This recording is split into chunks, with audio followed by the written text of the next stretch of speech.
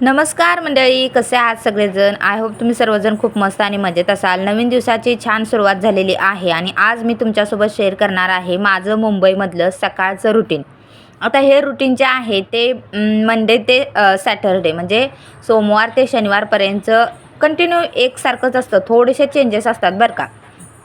तर मी सकाळी लवकर 7 वाजता उठते. कधी मागं पुढं 5-10 मिनटं होतात, मात्र तरी 7च्या दरम्यान उठतेच. कारण संध्याकाळी झोपायला थोडासा वेळ झालेला असतो आणि शिवाय कामाला म्हणजे 10 वाजता जातात, त्यामुळे इतकी काही गडबड नसते. 7ला जरी उठले तरी सगळं टाईम टू टाईम अगदी स्टेप बाय स्टेप व्यवस्थित कंटिन्यू होऊन जातं. त्यानंतर उठल्यानंतर सगळ्यात पहिला दरवाजा म्हणजे खिडकी वगैरे ओपन करते. बाहेरचा मस्त असा प्रकाश येतो. गिझर सुरू करते. पाणी गरम होतं आहे तोपर्यंत म्हटलं रात्रीची भांडी वगैरे धुवून ठेवलेली असतात ते मांडणीला लावते. रात्री सगळी भांडी वगैरे साफ करते. सकाळी काहीही ठेवत नाही. बघू शकता किती छान मॉर्निंग झालेली आहे. अशी डेली असते. आता भयंकर ऊन आहे, गरमी भयंकर आहे मुंबईला, त्यामुळे थोडंसं सकाळी जास्तच ऊन पडलेलं आहे. मात्र उगवत्या सूर्याचा इतका छान प्रकाश पडलेला असतो ना. त्यानंतर मग फिल्टर वगैरे पाण्याचा चालू करते. पाणी वगैरे फिल्टर होतं आहे. त्यानंतर मग आंघोळीला जाते आणि गिझर वगैरे पाणी वगैरे तापलेलं असतं, त्यामुळे पटकन आंघोळ वगैरे करून बाहेर येते. आणि बघू शकता इथं माझी आंघोळ वगैरे आटोपलेली आहे. आणि शौर्याचे पप्पा श्रीजा ते तिकडे झोपलेले असतात. ते थोडेसे लेटनं उठतात आणि पोरांनी रात्री किती पसारा काढलेला असतो रात्रभर. म्हणजे रात्रीचं एकदा मी लादी वगैरे पुसून घेतलेले असते, क्लिनिंग केलेले असते, तरीसुद्धा अजून दिवसभर म्हणजे रात्रीचं सुद्धा आता गरमी असल्या कारणाने कोण कधी फरशीवरती झोपतं, कोण वरती बेडवरती झोपतं, कोण कूलरला खाली घेतं. अशा करता मग थोडेसे ब्लँकेट वगैरे इकडे तिकडे विस्कटलेले असतात ते वगैरे साफ करायचं. त्यानंतर मग केर कचरा काढायचा आणि त्यानंतर मग देवपूजा वगैरे बाकी असते. त्यामुळे केर कचरा काढल्याशिवाय देवपूजा वगैरे मी करत नाही, कारण घरामध्ये लक्ष्मीचा वावर होतो, त्यामुळे घरातला कचरा सगळा काढला पाहिजे. त्यानंतर मग सगळ्यात पहिला स्वतःकडे लक्ष देते. म्हणजे स्वतः रेडी होते, कारण स्वतः थोडंसं फ्रेश झालं ना सकाळ सकाळपारी मस्त असं म्हणजे स्वयंपाक करण्यासाठी म्हणा, भाजीपाला वगैरे करण्यासाठी एक वेगळीच एनर्जी येते. केस वगैरे विंचरल्यांना खूप छान फील येतो आणि मस्त असं म्हणजे आपल्या मनामधून किंवा आपलं जे प्रेम असतं, आपली जी आपुलकी असते आपल्या माणसातली, ती माणसांची आपुलकी वाढते. त्यामुळे सकाळी लवकर मी रेडी होते. शिवाय स्किन केअरसुद्धा करते आणि खरंच घरातली सगळी कामे करता कधी दिवस निघून जातो काही समजत नाही. त्यातूनच स्वतःकडे थोडासा वेळ काढणं खूप गरजेचं असतं आहे. तर आता इथं तुम्ही बघू शकता हे मुंबईतलं माझं सकाळचं रुटीन आहे बरं का. आणि ह्याच्यामध्ये संडेचं थोडंसं वेगळं असतं, ते तुम्हाला मी नंतर कधीतरी शूट करून नक्कीच तुमच्यासोबत शेअर करेन. त्यानंतर मग स्वतःचं आवरून झाल्यानंतर मग जाते देवपूजा करण्यासाठी. सगळ्यात पहिला देवाला लाईटिंग लावते. त्यानंतर देवाचा जो काही नारळ म्हणजे पुजलेला असतो तो पाणी वगैरे चेंज करते. देवाची वगैरे मूर्ती वगैरे पाण्यामध्ये थोडंसं क्लीन करून घेते. बघू शकता इथं आता आमच्याकडे बरेचसे देव नाही आहेत, कारण गावी आमचं घर आहे, म्हणजे गावी आम्ही असतो, त्यामुळे गावी भरपूर देव आहेत. मात्र इथं आम्ही बाळूमामा, त्याचबरोबर सांगलीला फ्लॅट घेतला ना, तर तिथं पूजलेल्या सत्यनारायणची पूजा घातली होती.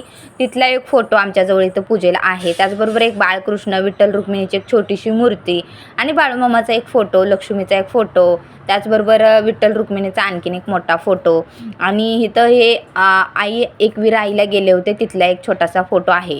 तर ते मी आठवड्यातून एकदाच पुसते, कारण माझ्या हाताला शक्यतो जास्त येत नाही. सकाळी थोडीशी गडबड असते, त्यामुळे जितकं जमते तितकी देवपूजा आटपून घेते. क्लिनिंग करणं खूप गरजेचं असतं आणि त्याशिवाय फ्रेशच वाटत नाही. मला अशी नेहमी सवय लागलेली आहे, मी देवपूजा केल्याशिवाय पाणीसुद्धा पित नाही. त्यामुळे सकाळी लवकर उठले, आंघोळ वगैरे आटपायचं, त्यानंतर झाडू केर कचरा काढायचा, पाणी वगैरे भरून घ्यायचं, म्हणजे फिल्टरला वगैरे पाणी लावायचं, गिझरला लावायचं आणि त्यानंतर देवपूजा आटपून मगच मी पाणी, चहा वगैरे नाश्ता असं काहीही करते. कितीही भूक लागू द्या, काहीही होऊ दे, मात्र देवपूजा केल्याशिवाय मी काहीही करत नाही आहे, म्हणजे सेवन करत नाही. आता देवपूजा मी कशी करते ती सांगते तुम्हाला. देवपूजा करत असताना बाळूमामांचा मंत्र म्हणते, कारण त्यांनी आयुष्यात आपल्याला इतकं सेटल केलं आहे की तुम्हाला सांगू शकत नाही. जसं मी बाळूमामांना पूजायला लागले, त्यांची पूजा करायला लागले, तसं माझ्या आयुष्यामध्ये खूप चांगले बदल झालेले आहेत. सगळे पॉझिटिव्ह आलेली आहे. आरोग्य चांगलं तंतोतंत म्हणजे अगदी तंदुरुस्त आहे. आत्तापर्यंत मी एकदासुद्धा म्हणजे अजूनपर्यंत आजारी पडत नाही. ज्यावेळेस श्रीजाच्या वेळेस माझी डिलिव्हरी झाली ना, त्यावेळेस मी हॉस्पिटलला गेले होते. आता ऑगस्ट महिन्यात श्रीजा 2 वर्षाची होते. अजूनपर्यंत मी हॉस्पिटलला गेलेली नाही आहे. आणि त्याचबरोबर देवाला म्हणजे अगदी आपण मनापासून केलं ना, देव हा पावतो. आता म्हणतात की देव कुठं मूर्तीत असतो का, दगडात असतो का, पण देव हा असतो. आणि बाळूमामाचं विचाराल ना, तर बाळूमामा हे आहेत. तर शौर्य उठून बसला होता. त्याला पण सवय आहे रोज भंडारा लावायची, चिमटभर भंडारा बाळूमामाची खायची, त्याला पण सवय आहे. तो म्हटला मम्मी मला लाव ना, मग त्याला पण लावला. आणि त्यानंतर इथं तुम्ही बघू शकता, मग मी तुळशीला आणि सूर्यदैवतेला पाणी वाहते. ओम श्री सद्गुरू बाळूमामाय नमः. ओम श्री सद्गुरू बाळूमामाय नमः. ओम श्री सद्गुरू बाळूमामाय नमः. ओम श्री सद्गुरू बाळूमामाय नमः. ओम श्री सद्गुरू बाळूमामाय नमः. असा बाळूमामांचा मंत्र जप करत करत मी देवपूजा वगैरे करते. तुळशीला वगैरे पाणी वाहते. आता हल्ली थोडासा उन्हाळा आहे, त्यामुळे मग तुळशीला सारखं एकदा आटरून गेल्यानंतर पाणी खाली गेल्यानंतर परत एकदा घालावं लागतं. सूर्यदैवतेला वगैरे तुळशीला नमस्कार करते. आणि त्यानंतर मग येते बघा किचनमध्ये. मग काय असेल ते आपलं स्टार्ट करायचं. सगळ्यात पहिलं असतं ते म्हणजे दूध वगैरे गरम करायचं, कारण चहा करायचा असतो. शौर्य रात्रीचं लवकर जेवून झोपलेला असतो, त्याला सकाळी लवकर भूक लागलेली असते. त्यामुळे मग सकाळी सगळ्यात पहिला दूध. आणि शिवाय मलासुद्धा भूक लागते, कारण रात्री कामावरून लेट नाही येतात. त्यामुळे मग आम्ही लवकरच 8 वाजता जेवण केलेलं असतं आणि सकाळी लवकर भयंकर भूक लागलेली असते. कधी खायचं असं होते. मग सगळ्यात पहिला आता आपल्या भारतीयांचा सगळ्यात पहिला नाश्ता म्हणजे चहा. चहा पिल्याशिवाय अजिबात चैन पडतच नाही. कितीही जेवण जरी केलं ना, तरी चहा हा लागतोच. मग चहा बिस्किट वगैरे याचाच नाश्ता आम्ही सकाळी करतो. शक्यतो मंडे ते सॅटरडे म्हणजे सोमवार ते शनिवार अजिबात नाश्ता वगैरे बनवत नाही. डायरेक्ट रविवारी मात्र सकाळी नाश्ता आमच्याकडे असतो. आठवड्यातून 1 दिवस नाश्ता. रविवारी काय असं जेवण वगैरे दुपारचंच तेवढं बनवलेलं जातं आहे, त्यामुळे इतर वेळेस काही नसते. त्यानंतर शौर्य तर उठून बसला होता. श्रीजाचे पप्पा म्हणजे शौर्यचे पप्पा झोपले होते. आणि मग आम्ही चहाचा वगैरे नाश्ता केला. शौर्य लागला तिकडे मोबाईल बघायला. तेवढ्यात श्रीजा उठून आली रडत माझ्याकडे किचन ओट्यावरती. तिला थोडंसं घेऊन शांत करावं लागतं, त्यानंतर मगच ती पुढच्या मी कामाला काम करू शकते. आणि श्रीजा पण आमची खूप समजूतदार आहे बरं का. थोडंसं सांगितलं की ऐकते. तिला पण मोबाईल बघायचा असतो. मात्र मी आता इथं व्हिडिओ शूट करते, त्यामुळे तिचं थोडंसं मूड ऑफ झाला. तरी पण ती गेली तिच्या पप्पाकडे. आणि इकडे शौर्याचं सुरू असतं मला लॉक काढून दे, हे करून दे, सारखं त्याची मध्ये लुडबुड असतेच नेहमी. त्यानंतर मग घेते मी पीठ मळायला. तर बघू शकता श्रीजा आमची फ्री झालेली आहे. अगदी आता रडायचं तिनं थांबवलेलं आहे. आणि शौर्याचे पप्पा बाहेर गेलेले आहेत दूध आणण्यासाठी. आणि ते उठून आंघोळ वगैरे आटपून घेतात. म्हणजे पोरांचं आंघोळीचं जे काम असतं सकाळचं ते अहोंकडेच असतं. कधी पोरं मूड आला की अहोंसोबत आंघोळ करतात, म्हणजे त्यांच्या पप्पासोबत आंघोळ करतात शॉवर लावून. आणि कधी त्यांचा मूड नसला की मग ते तसेच राहतात. मग मला दुपारच्या रुटीनमध्ये म्हणजे दुपारी मला आंघोळी घालावी लागते पोरांना. तर आता इथं मग मी जेवणाची वगैरे म्हणजे स्वयंपाकची वगैरे सगळी तयार करून घेतली तोपर्यंत. आणि शौर्य दूध आणायला गेले ते अजून तर काय ते येत नाहीत. म्हणजे ते सकाळी लवकर गेले ना, 8:30च्या दरम्यान गेले ना, 9-9:30 वाजेपर्यंत येतच नाहीत. दोघं कुठं फिरतात काय माहिती. आता एकदा बघायला जायला लागते. म्हणजे शौर्याचं असं असते की ह्या शॉपला नको, मला हे पाहिजे, मला ते पाहिजे. मग त्याला थोडंसं फिरवायला हे घेऊन जातात. त्यानंतर मग इथं तुम्ही बघू शकता मी इथं आज वांग्याची भाजी बनवायला घेतलेली आहे. टिफिनला मी 1 भाजी आणि चपाती असंच काहीतरी बांधते, कारण संध्याकाळी ज्या गोष्टी असतात त्या व्यवस्थित म्हणजे संध्याकाळी जास्त भाजी म्हणा किंवा एखादी व्यवस्थित वेगळं काहीतरी तळणीचं वगैरे बनवलेलं असतं. मात्र टिफिनला 1 भाजी आणि चपाती इतकंच बांधते, कारण अहोंना त्याचबरोबर भावाला म्हणजे मी शक्यतो 2 डबे घालते दररोज. आज भाऊ जात नव्हता कामावरती, त्यामुळे मग त्याच्या अहोंसाठी तेवढाच टिफिन बांधायचा होता. आणि आम्हाला खायला स्वयंपाक बनवायचं होतं. तर इथं तुम्ही बघू शकता मी आज वांग्याची भाजी बनवायला घेतली होती आणि चपात्या बनवायला घेतल्या होत्या. आता तुम्हाला प्रश्न पडला असेल की 2 डबं कुणाला घालते, तर 1 माझ्या भावाला आणि 1 यांना असतो. माझा भाऊ जो आहे तो इथंच रूमवरती राहतो. मुलांसोबत भरपूर मुले वगैरे आहेत. आणि तो जेवायला त्याचबरोबर कामाला जाताना टिफिन वगैरे घ्यायला माझ्याकडे येत असतो. तर त्याचा 1 टिफिन असतो आणि अहोंचा 1 टिफिन, अशा 2 टिफिन मला असतात. मात्र आज तो सुट्टी घेतला आहे, कामावरती नाही गेला त्याने, त्यामुळे मग आज फक्त एकट्यांचाच टिफिन बांधायचा होता. शिवाय आमच्यासाठी जेवण वगैरे बनवायचं होतं. असं स्वयंपाक बनवत असताना ना सारखं मुलांची लुडबुड असते. एक इकडून येते, एक तिकडून येतं, एक इकडून येते, एक तिकडून येतं, असं सारखं त्यांचं रडं चालूच असतं.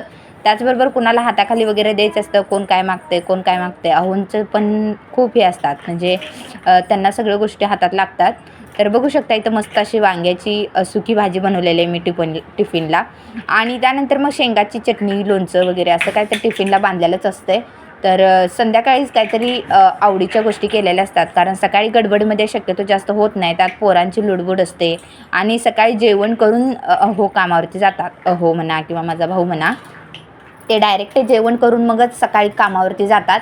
त्यामुळे मला जेवण त्याचबरोबर टिफिन, आमचं जेवण, इतका सारा स्वयंपाक असतो.